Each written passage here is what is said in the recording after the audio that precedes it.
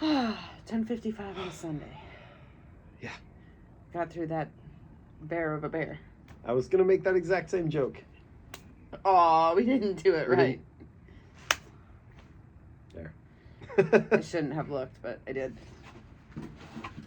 And hopefully we can get through this relatively quickly-ish so we can still do some hymn. Yeah, but, we do this for a reason. I do like to chat. Yes. It was a long episode. It was a long episode. So. A couple things to get into, but it was good. But let's just dive right in, huh? Dive right in. All right. Wait, hell of a week. Real quick. What the hell? What? What are you doing? I'm looking up. You usually do this during the episode. I know, I don't want to do it during the episode. Oh, shit. It was a hell of a week. I think we caught some of it in our Friday video or Saturday video or whatever, man. Friday. My mom headed out today. She's still in Wisconsin, but, not at our house. Yeah. And we had the banquet, the gymnastics banquet today. Obviously the performance on Friday, and that went great. And your concert on Thursday went great, and it's just like, oh my gosh, we have a normal week. What is it gonna go fast or slow? I don't even care. Is this gonna be normal? For as long as normal lasts, and then summer's gonna end before we know it, but we're not thinking about that yet. What on earth are you looking at? I'm trying to find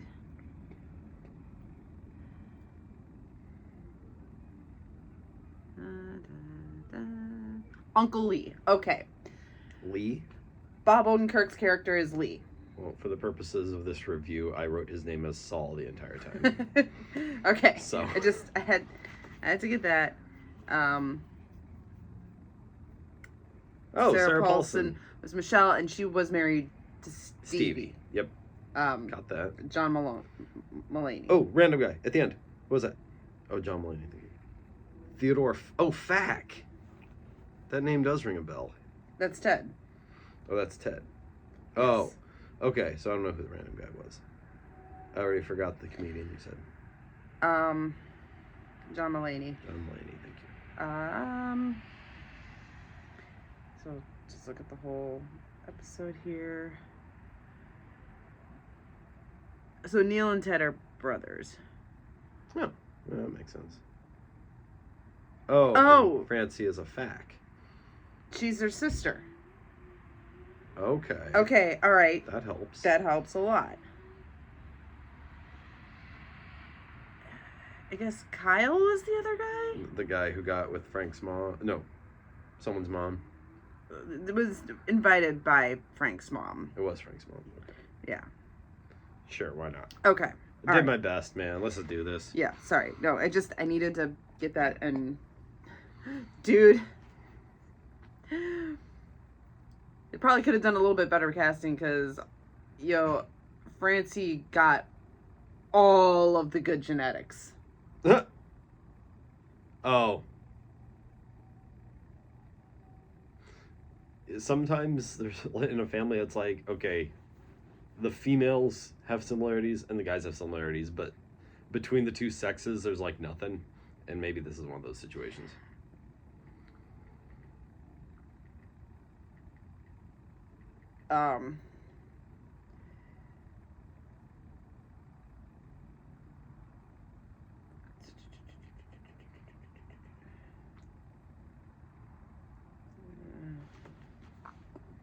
The sister of Neil, Ted, and Sammy.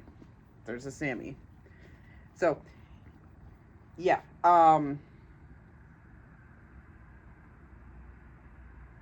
She's gorgeous because, as much as I can't stand her personality, it's Brie Larson.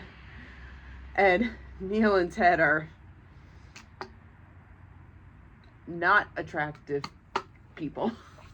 At least not to me. They're attractive on the inside. They're attractive on the inside. Way better. Anyway, okay. So, episode 7. bears. It is now 11. The roller coaster of this episode was so awesome. Yes. What a contrast to Seven Fishes. Yes. Yes, exactly. Because it starts off with that same Vibe, that same anxiety. And as the episode progresses, you're like waiting What's for it. Be? You're waiting for it, but No. It was a happy ending. It was all happy. Like, every storyline ended happy. And we had a few closed storylines, I think. But yeah. And even the characters were like, what's it going to be? What's it going to be? Like, they've been down this road before. Mm-hmm. Who's going to start it? And there was a couple of small fires here and there, and they were handled. Yeah. Either by the characters themselves or other people intervening, and they just, like, everyone knew how to manage these situations. Yeah.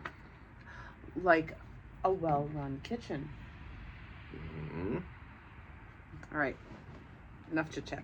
We open on Sydney helping Richie to attend the wedding. She muses on how all things end, thinking about her own situation. Richie realizes his problems are petty compared to hers, and asks how her dad is. He's fine. She admits that she's nervous, and he asks what she has to be nervous about.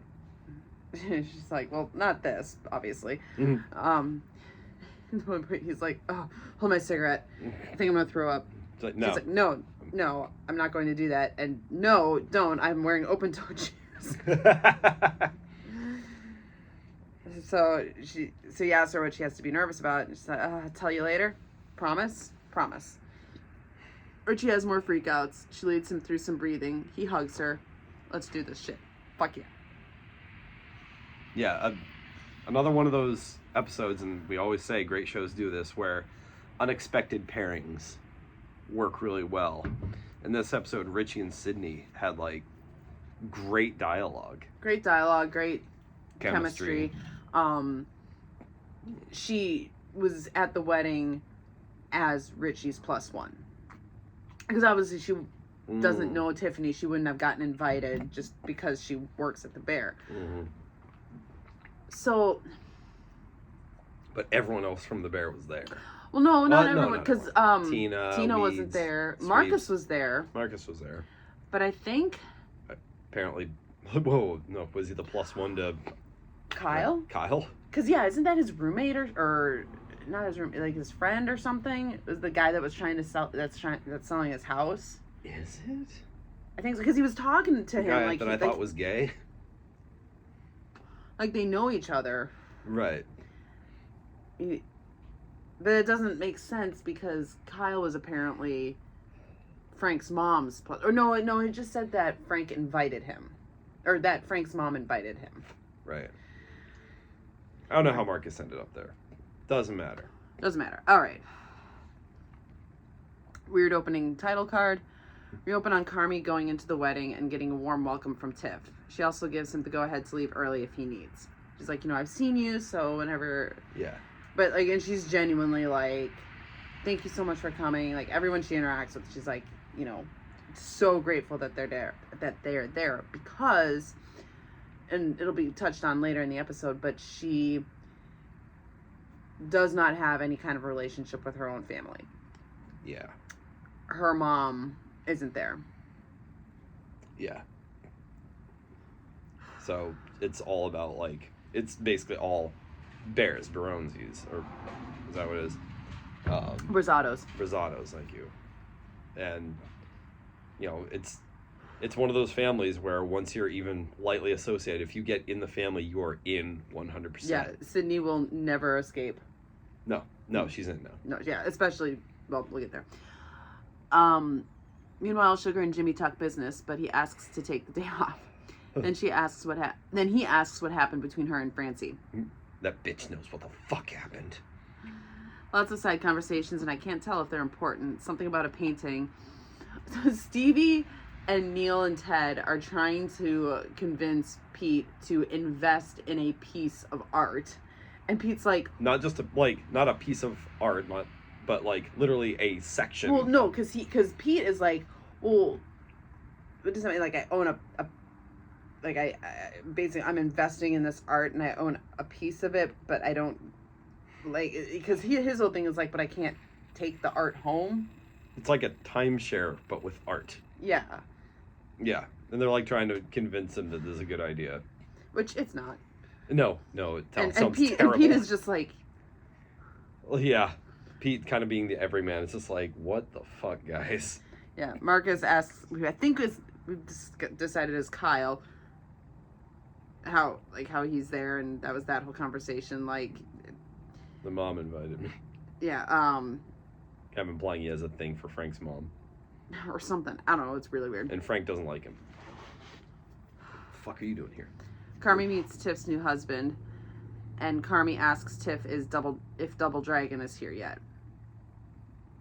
And then somebody else made a reference to Double D. I think they might be talking about Donna. I couldn't tell, because I thought when Michelle and Tiffany were talking later, they're like, I thought they said Double D wasn't coming, but maybe I think she said Double. Vague. Well, they were talking about the mom or Tiffany's mom not being there, and how much. Oh, and then they say we still have Double D to contend with. Yeah. Yeah, I think that's got to be Donna. Yeah. Jimmy asks Sugar to dial down the crazy family drama, but that fails when Francie approaches. And the thing is, like, she approaches like kind of like real nice. Yeah. And Sugar just lays into her, and then just instantly. But you could tell it was kind of like that catty, petty, hi, how are you? You know, like... And I was like, oh, they brought Brie Larson into this. Dragged Brie Larson into this shit. But, you know, for all of Brie Larson's faults, she can act well. Yeah, she is a good actress, as long as the material is good. Tiff tells Carmy that Richie said they can't go to the Bear until it's perfect. Then Carmy sees Claire. Meanwhile, Donna is smoking outside. Cut then to Richie and Sydney looking at the art in the house. They look at a photo of Tiff, Evie, and new husband. Sydney comments that it looks like a happy kid. Donna walks in and hugs Michelle. Michelle looks nervous that Donna is going to cause a ruckus. Donna appears to pick up on this. Back with Frank, the new husband. He nervously hopes everyone is vibing, and more, how do you know everyone talk? Claire talks him through what this family is like. She sugarcoats it with that other relative who's a comedian. Stevie, that's John Mulaney. Michelle and Tiff chat. Michelle says, so she's really not coming. I gave her an easy out. They talk about this mysterious her, the mom, and agree that it's better this way. They accurately describe the feeling when a mother-in-law visits from out of town. I love my mom, but, you know, I had that anxiety this week, and I feel bad that her visit was short, but there was relief today, you know? Yeah, not to get too into the weeds, but I'm really happy when she comes to visit because, you know, she can see the kids, you can see how, you know, everyone, you get to see her, obviously, you know, the connection, family and everything.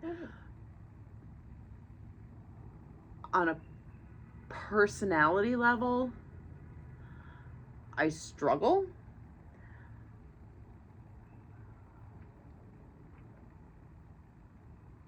I give a lot of credit to Alyssa and Daniel. Well, Alyssa and my mom had way more issues than you and my mom do by a wide margin. But because of the proximity, I think they just had to go right through the fire. And they came out the other side stronger for it. You and my mom see each other on a rare enough basis that it's, I don't want to say like light, but it's just like cordial and loving and somewhat at an arm's length. And I feel bad about that. I do. But I hold my tongue a lot. I used to be able to engage in conversation a little bit better, but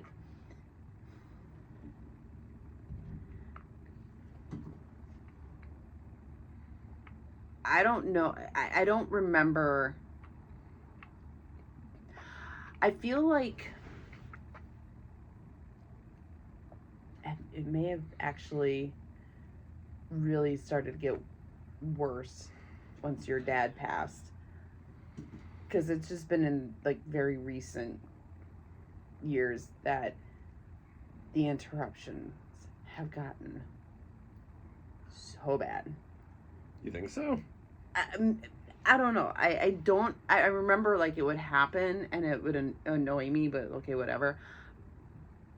But like even this past visit, it was like every time I was telling a story or saying something, it was interruption. And I feel like it wasn't ever that bad. I think it was just that you could hold a conversation with my dad. You know, so like if mom and dad came to visit, sometimes Leah can finish a thought because you were talking to dad. I don't think my mom has actually changed. Okay. My take on it. Yeah, and my memory is starting to get foggy. Age, alcohol. But and that's not I love your mom. She's a great person. She helps us out with tuition. I really appreciate that. I just have some qualms with some of the stuff she says sometimes, and the fact that I can never finish a thought.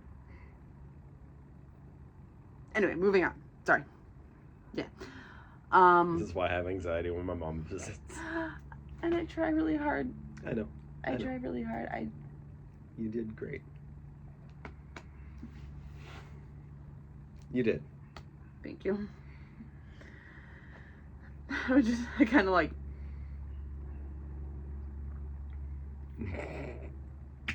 Moving on.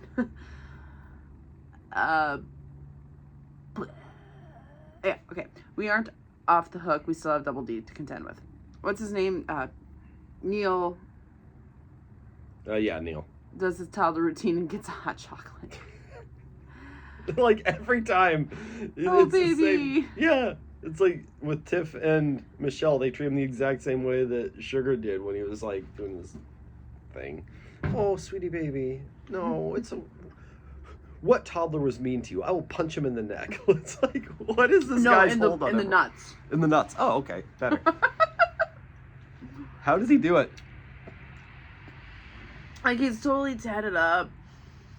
You could tell he was like shaved bald at one point and has like a head tattoo because he's got like a tattoo poking out here. Like, and he's just a big softy baby. He's a teddy bear. He is. It's a shame that he's not the one named Ted, because, yeah. Speaking of, Ted has a girlfriend named Kelly. Kelly is Claire's roommate. Okay. Carmi has an anxiety attack, kind of, but snaps out of it when he sees Donna. And what's actually really cool about this little panic attack is he's there, and it's just kind of chaos, and he's getting those flashes of, like, the review and the clock and flashes from the Seven Fishes dinner. And one of the last kind of flashback memory visions that you see is the car driving into the house, and at that moment Donna walks up. Wow. Yeah. And that Seven Fishes episode, that wasn't present day when we saw the episode. That was a flashback. That was a flashback because Mikey was there. Okay. Because a comment that Lee made confused me for a second, and then I recovered. So Donna and Carmi chat amicably. Donna raves about Sophie when Richie and Sydney tell Carmi he's needed in the kitchen. Donna asks if Carmi's okay, and Richie and Sydney say he's great. Richie offers Donna a drink, and she says she's not drinking right now. He offers her a 7 and 7. She's like, I'm not drinking right now. I'm trying to be healthy. We do see her drink some champagne later. I thought so, but I couldn't tell if she was holding it or if Sydney was.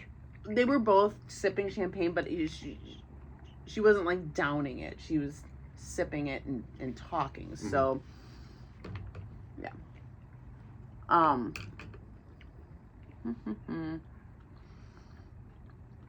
Sorry. Frank interrupts and asks to borrow Richie. leaving Donna and Sydney to make small talk. And Donna hugs Sydney because she's Donna. She's like, I just need a hug. She's like, oh, okay. And then Sydney's kind of like, oh, I kind of needed this. Frank asks Richie for his help with Evie. She's hiding under a table. Mm. And again, I said this to Joe. I don't know if this little girl is like actually the daughter of the actress that plays Tiffany. Because, oh my gosh, she looks so much like her. Like, you could see a lot of resemblance there. So if they're not actually related in any way, that is some phenomenal casting. Props. And the little girl does such a good job. She like, did. just acting. Mm-hmm. It's always hit and miss with kid actors. But this little girl, she's very genuine. It really kind of makes me think, like, if she's like just an actual relative, because there's a lot of this authenticity to her. Well, and all they ask is, oh, go ahead. I was just gonna say she doesn't come across as a child that is acting. She just comes across as a child, and like they just say, look, you know, like she doesn't have any lines. Like this is the scenario. This is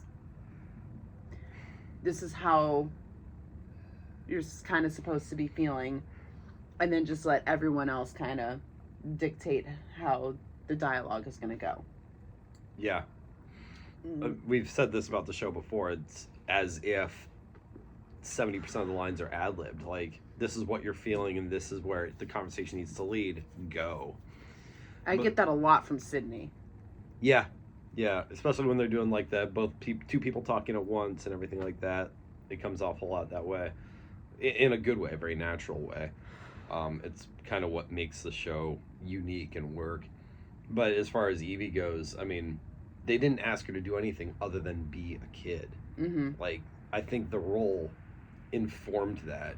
You know, if you got a child actor that you want them to be the snarky know-it-all, that's when you start to get like really forced and cringy kind of performances. Yeah. She was acting like a 7-year-old. Yeah, she's like, you know, hey, we're gonna have you hide under the table. You're scared. Yeah. Run with it. These are the characters' names. Say hi to them.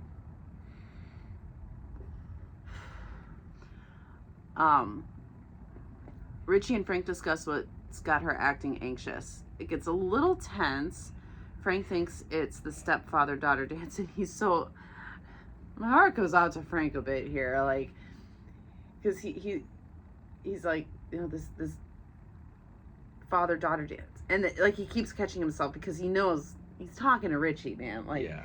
Like, no, it's step, and you just, again, you feel that anxiety, like, it goes beyond just politeness. It goes beyond, am I going to be a good stepfather? It's, Richie is a good guy. He and Tiffany have a very amicable, good relationship post-divorce. They share a child together. Richie is Evie's father, biological father. I can't take her place, or I can't take his place, but I have to have a relationship with her too, and just that inner turmoil of how do I navigate that. It was kind of beautiful, and I know we kind of had disagreement about Frank before, you know, not before we had seen him, but with him off screen in the last video with the whole teddy bear thing. Like, that was kind of an asshole thing to do, or was it not? Was he just... But now that we see his take on everything and, like, how he's feeling, and every time he says stepfather-daughter dance, we get a shot of Richie just kind of going, okay, like, it's fine, like, I get it, like, don't worry about it, you know? Yeah. Richie actually appreciates how nervous Frank is about it. He helps him through it a bit. In the kitchen, Lee walks in. Better Call Saul walks in. And Carmi asks who invited him. Lee says Donna invited him, but insists they're just friends. So Yeah, it sounds like, again, I don't know if Carmi's dad died or just walked out. I'm not sure. But his dad isn't in the picture anymore, and I didn't get this in the Seven Fishes episode, but something that is said in this interaction informs this. I'm not sure how Lee fits in from a familial standpoint. If he was just like, he must have just been a friend, because it seems like he and Donna have some kind of a relationship. Or have a romantic history of some kind. Not current, but yeah. Well, they have a current relationship of some kind, but not romantic. I couldn't quite get a beat on that. They bond over a nicotine gum. He asks Carmi if he's hiding. Yep, same. He asks Carmi how the restaurant is going and says he's heard good things. Then he says the last time he saw Carmi was at Mikey's funeral. Carmi is surprised that he didn't tell anyone else. He said it wasn't his place to tell. Which, in this moment, I was like, okay, that's a good juxtaposition. Because in the Seven Fishes episode, he was making it his business to lay into Mikey and just completely verbally destroy him. And when it actually did come to a physical altercation, if I recall correctly. I believe a knife was thrown. So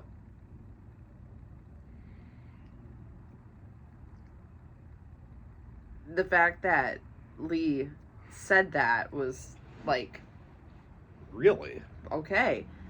Carmi admits he felt guilty to leave everyone else to deal with it. What, so you felt like you didn't deserve to be there? Yeah, I guess. Well, that's stupid. Okay. Carmi suddenly says, man, you were always such a prick. And? I don't know, I guess I'm surprised you were there. Lee says... At Mikey's funeral. Yeah. Lee says he and Carmi became friends. Oh, he and Mikey, sorry. Did I say Carmi? You wrote Mikey. Oh, okay. I meant to say Mikey. Lee says that he and Mikey became friends. When? When Carmi wasn't around.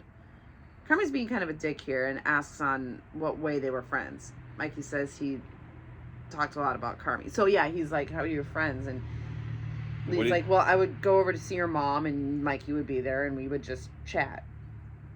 Because Carmi was like, oh, did you guys like hang out, like go hang out together or whatever? And Lee's like, no, I'd come over to see Donna. And you were friendly. Yeah. So you guys were suddenly cool. I was suddenly not trying to be his dad. So that informs a lot, because in the Seven Fishes episode, like, they were introducing all these people. If they gave that context, we did not pick up on it, or we didn't retain it, because there was just so much happening. Yeah. The conversation turns to Donna.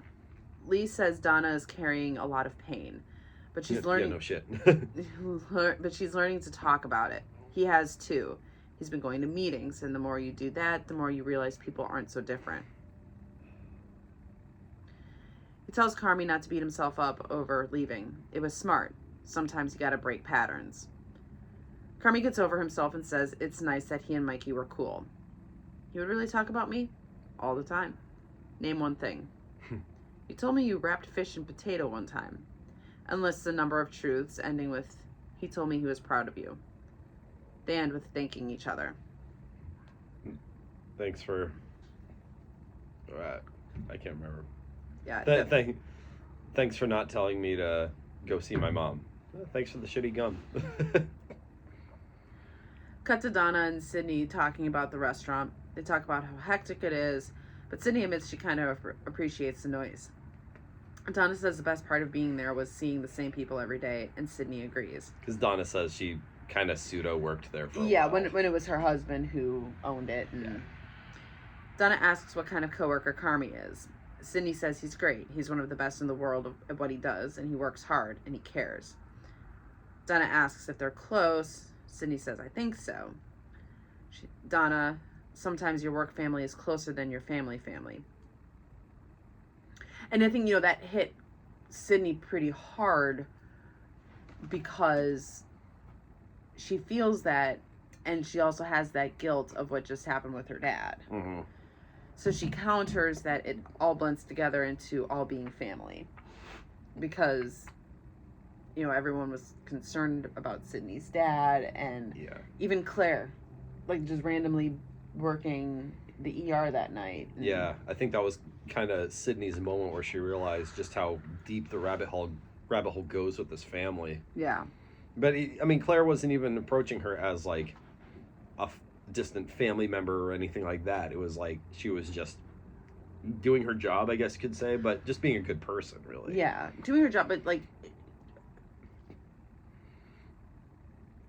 acquainted with her, but using both her medical knowledge and the connection to help Sydney through it. Yeah, and we covered that in the last video. Like, they were just distant enough that Sydney was comfortable opening up without being embarrassed. Mm-hmm. But still, there was a connection, so she felt like she could. Yeah. Donna says she's heading out and asks Sydney to cover for her. She leaves Sydney feeling very conflicted. Back with Frank and Richie, Richie is coaching Frank through going back to talking to Evie. He echoes Sydney's words to him about going into the house at the beginning. Frank talks about his jealousy over her relationship with Richie, and Richie basically admits he feels the same way. Lots of respect between these two. Frank tries again and fails, so they ask Claire to give it a try. Yeah, because Claire had walked up and, what's the situation and stuff. And to be fair, when Frank goes under the table to try to talk to Evie, Claire was like, did you really mean that? Because Richie was like, if I go and pick her up, and she's always like, oh, Frank this, Frank that, it drives me fucking nuts, man. And that, gives Frank what he needs to get under there. And Claire's like, really? And he's like, no.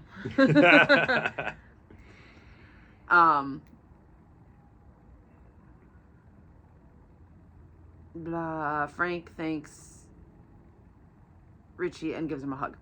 Francie grabs a selfie with Neil and Ted. Sydney goes to find Carmi and tells him Donna left. He's asking if she was okay, and Sydney says she was. It's just hard for her.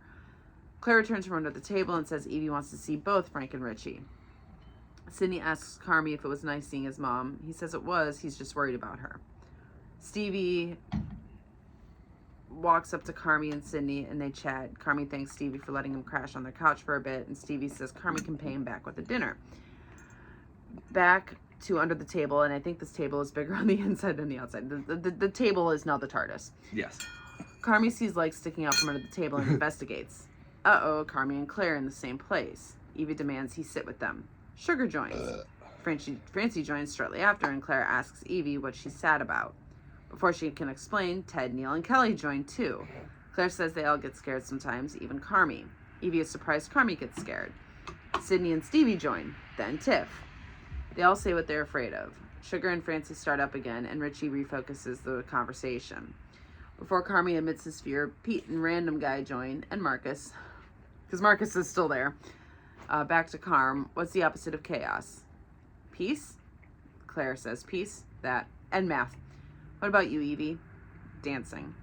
They tell her she doesn't have to dance. She finally agrees to leave the very large table, but not before another selfie. Bears on 3. They all leave the table victorious. Frank thanks Richie again. Sydney gets a text from Shapiro. You doing this? You disappeared.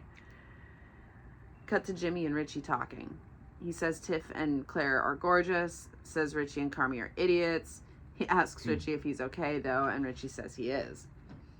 And you feel that. Like, he's not just saying that,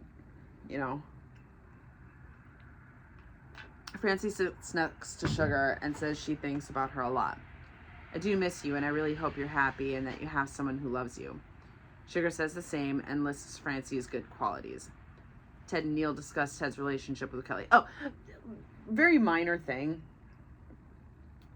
When Francie took the selfie with Neil and Ted, they were chatting and yeah, and they were basically like the guys were basically telling Francie like, "You're always so mean to our girlfriends." She's like, basically, it basically boils down to, and now knowing that they're Siblings. brother, like, they're siblings, like, it's like, well, nobody's gonna be good enough for you guys. Okay. I think that's what that boils down to. Sure, that checks out. But yeah, they were like, yeah, you're so mean.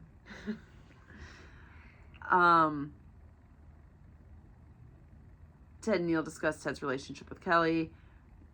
Richie tells Jimmy a story about Kyoto and sand gardens. He realizes his perspective of this wedding has been all wrong. He's at peace because he's not one of the rocks. He's the sand. Now let's smoke. Lead the way, Grasshopper. Sugar and Francie officially make up. Ted tells Kelly he loves her. She reciprocates. Aww. Carmi and Claire discuss Sydney's dad. Claire is surprised that he's here, not at work, but, you know, Sunday. Carmi says he's trying to participate more. He congratulates her on finishing her residency. I distract you with Claire's eyebrows. Like, she's so pretty, but she's got those eyebrows, beautiful dark eyebrows, but they've got she needs to pluck right here. All right? Just, it's bothering me. Claire asks how he's doing. Getting there. You? Getting there. Is this closure or rekindling? Ew. Carmi tells the story of when Sugar told him about Mikey. He didn't want to think about it, so he put his hand on the burner. It wasn't a hot pot. Claire's like, I figured. Did we know that? That's when he burned his hand? I think that was something that came up. Okay. We knew about the burning hand. I just couldn't remember if I knew that was when he found out about Mikey. He says he's trying to tell people things now. The broken family all sit and chat about Evie's birthday. Jimmy steals Tiff. I know this guy Marcus. He'll make you a bomb cake. Jimmy steals Tiff away for a dance. Tiff tells Jimmy the scary part of the divorce was she thought she was going to lose the Bears. Happy dancing. Oh, and Jimmy's like, no. That was never going to happen. No. You're of all the things to be afraid of in this shithole of a world, that's not one of them. Peter clarifies that Sugar isn't in love with Francie. Yes, because there was an implication. Like one of the brothers asked, "Didn't you guys hook up once?" And they're like, "Yeah." They didn't confirm or deny. They did not. It's like, huh? And Pete's like, it's like, do I have to be worried about Francie now?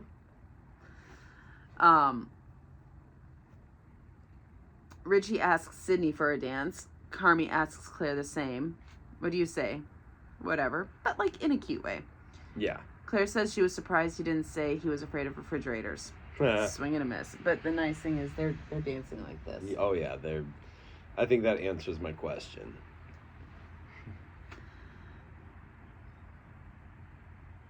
Claire said, finally Evie tells Frank she'll try dancing. Only for 1 minute, though. Richie and Cindy dance, and he asks what she's nervous about. Just a decision. Oh, did you make the right one? I think there really was only one. And then Richie and Tiff dance, and it's really sweet. Really sweet. And on Richie getting home, cracking a beer, and smiling at a text from Ted. That was the picture of the Bears selfie. It was so happy. It started off like, what's going to happen? Yeah. It's going to happen. But it all just, and it, kind of going back to something I alluded to earlier, which you were like, yeah, which didn't occur to me until we started talking about it.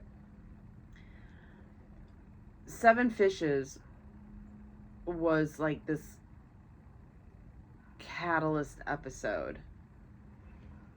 And it was chaos.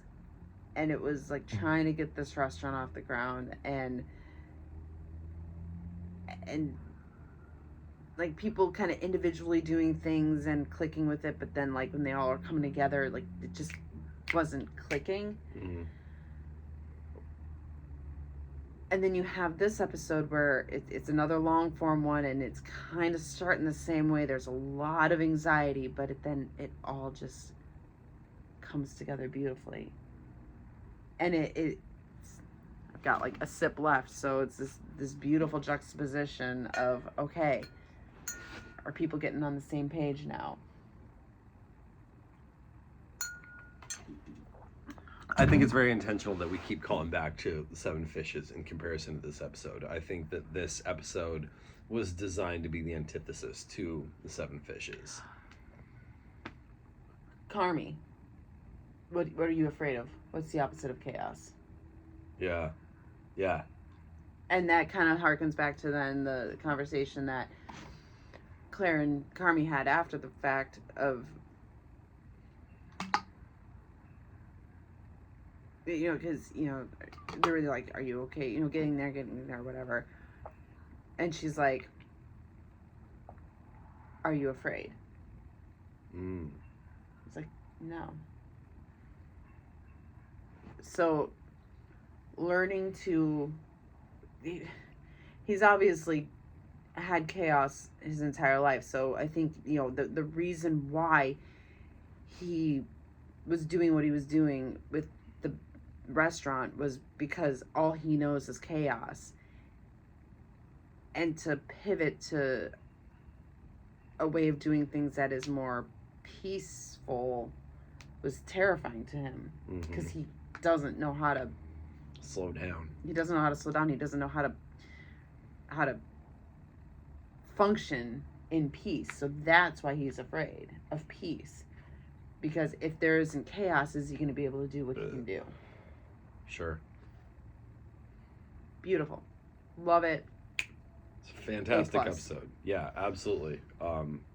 I feel justified in waiting to watch it. Yes. But I'm so glad we finally did, and we made sure to make the time for it tonight. Yes. That being said, we gotta go. Let's do stuff. Okay. All right. Bye. Bye.